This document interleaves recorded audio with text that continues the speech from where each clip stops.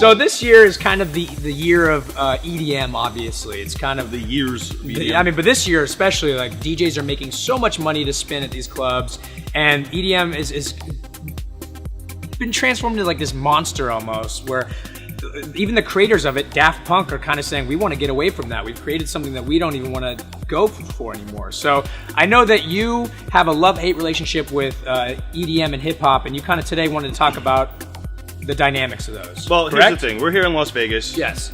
And EDM, as you said, is just a monster. And it's interesting to hear that somebody like Daft Punk, whether they're originators or not, they're a huge reason why EDM is popular. Right. And now they're saying, all right, look, we're going to go do things, going back to our roots. And while I hear a lot of excitement about Daft Punk, I personally don't quite see what the big deal is. You know, right now, in all the clubs, you're hearing all the new, this Pharrell song, which, well, great, thanks Daft Punk. But to the impact that they're saying this is going to be for EDM, I don't think it's going to happen. Well, that's the thing, is that their impact on EDM now is what they're trying to do is they're trying to change it. Well, it's just going to end up being a subgenre like so many other versions of EDM. It probably is. I mean, gonna now be disco. And now what they're doing is they're a new disco band now.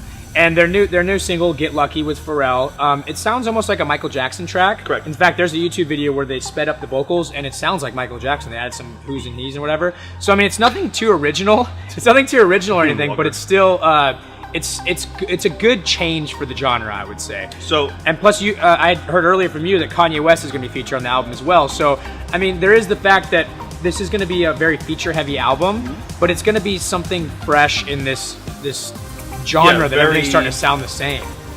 And now my argument that I like to pose, and you know, we're asking for your commentary as well, is what's going to have a bigger impact? Daft Punk on EDM, or if you haven't heard it yet, De La Soul on hip hop.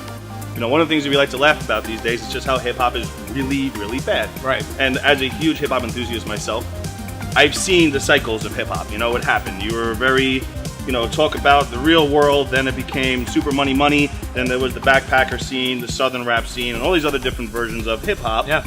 And today we have what we have today, and I will just reserve all judgment on it because I can't say anything because people like it, so fine. However, De La Soul is back. I mean, De La Soul is Dead was one of the greatest albums ever. You know, stakes is high, huge album. And now they have a new track called Getaway. And if you haven't heard it yet, I implore you to listen to this track. In fact, just click right here. And every time we do this, we still have yet to come up with the technology to make that happen. It'll be there. Just click right there. But the fact of the matter is, Getaway, De La Soul, I think will have a bigger impact on hip-hop than Daft Punk has on EDM. I don't know if I agree with that. Okay. I would. The De La Soul track is amazing, and it's great to see De La Soul back in hip hop in such a big way, because they did take a little break there, and now they're back, and this track is amazing. It's a diss track to modern day hip hop. Pretty much, they're just saying, "Hey, look who's back! Get out of here! This is how you're supposed to do it."